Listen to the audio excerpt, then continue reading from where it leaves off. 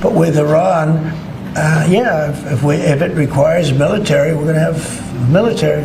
Israel will obviously be very much involved in that. He'll be the leader of that. But nobody leads us. We do what we want to do.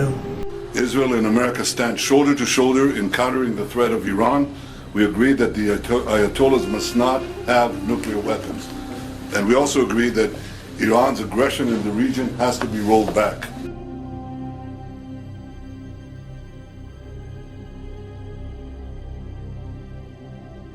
Since World War II, the United States has played the role of a global policeman, building a massive empire of influence across the Middle East. Why is that? Well, there's two reasons. One is oil and the other is control. And we're very powerful. This country is very powerful. Let me tell you, it's far more powerful than people understand. We have weaponry that nobody has any idea what it is, and it is the most powerful weapons in the world that we have. More powerful than anybody, not even close. The United States doesn't just want the oil, it wants to control how the world gets it. That's what global energy dominance is really about. And there's something else too. The Middle East, with all its religious, ethnic and political complexities, gives the Americans the perfect excuse to intervene anytime it wants, under the banner of stability or democracy or whatever slogan they're trying to sell that year. Major combat operations in Iraq have ended. In the Battle of Iraq, the United States and our allies have prevailed. Then Trump comes along, and while he continues this American footprint in the region, he also twists the formula a bit. He says America first, but what he really means is you do the dirty work for us and pay us while you're at it. And this is what his stupid Trump tariffs are all about. He's demanding more money from allies, more obedience. And in the case of Iran, he ripped up the nuclear deal that the entire international community agreed on. He did it apparently because Iran is secretly plotting to build nukes, but the truth is, this entire thing is not just about nuclear weapons, it's about power. مواضع ما همه بدانند مواضع ما همون مواضعی است که بود دشمنی آمریکا و رژیم صهیونیستی هم همونی است که بود تهدید میکنن که شرارت خواهند کرد البته اگر شرارتی انجام بگیره ما خیلی اطمینان نداریم احتمال زیاد نمیدیم که از بیرون شرارتی انجام بگیره اما اگر شرارتی انجام بگیره قطعاً ضربه متقابل محکم خواهند خورد. Iran's influence in Iraq, Syria, Lebanon and beyond, that's what really scares America. That's what drives Israel insane. Iran has become the one regional power that refuses to bow to United States hegemony or Israeli aggression. و زنده است و باید زنده بمانه و باید روز به روز قوی‌تر بشه و ما از مقاومت حمایت میکنیم از مقاومت در غزه از مقاومت در کرانه باختری از مقاومت در لبنان از مقاومت در یمن از هر نقطه‌ای که در مقابل حرکت خباثت آلود رژیم صهیونیستی ایستادگی کنن و مقاومت کنن ما از اونها حمایت میکنیم.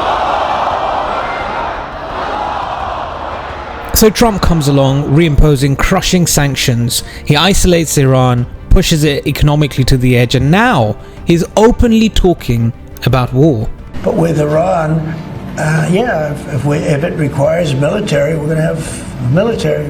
Israel will obviously be very much involved in that. He'll be the leader of that.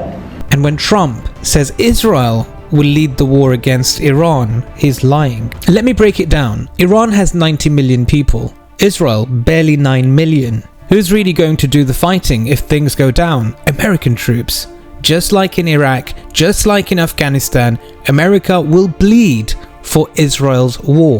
And Israel wants this war more than anyone. Netanyahu, you see, he's cornered by corruption scandals and desperate to stay in power. He's using national security like a bargaining chip in a poker game. Just look at the situation in Gaza.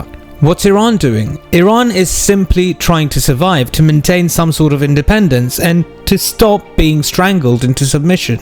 And look, let's be clear for anyone still confused. Iran's nuclear program is peaceful. It's legal. It's under international inspection. The IAEA, the global watchdog, has confirmed that time and time again. What Iran is building isn't a bomb.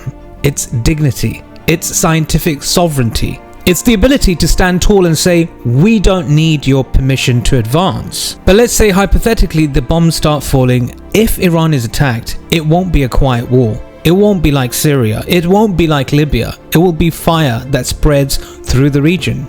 Iran will fight back, and it won't be alone. You see, alliances, movements and resistant groups across the Middle East ignite. From Iraq to Lebanon to Yemen, because they all know one thing: if Iran falls, they're next. And at the heart of Iran's resistance lies a story older than any missile, the story of Imam Hussayn alayhi salam.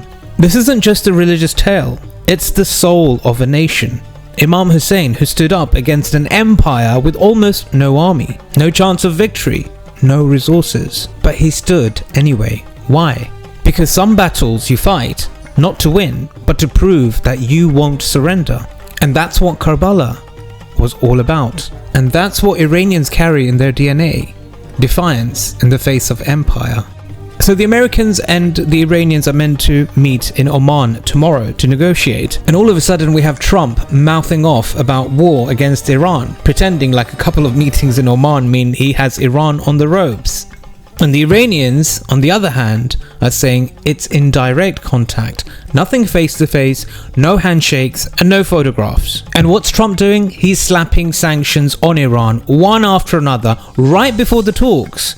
I mean, is this how you play diplomacy, for goodness sake? Basically a warning shot, a threat disguised as negotiation.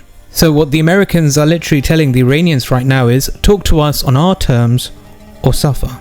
But I don't think Iran will blink. So to everyone out there, don't fall for the headlines. Don't buy the fear-mongering that Trump and his Zionist friends are peddling. This isn't about nukes. It's about sovereignty. It's about independence. It's about refusing to become another puppet regime on Washington's chessboard. And to those people out there who are constantly beating the drum of war, remember this: if you attack Iran, you won't be fighting a country. You'll be waking up a region.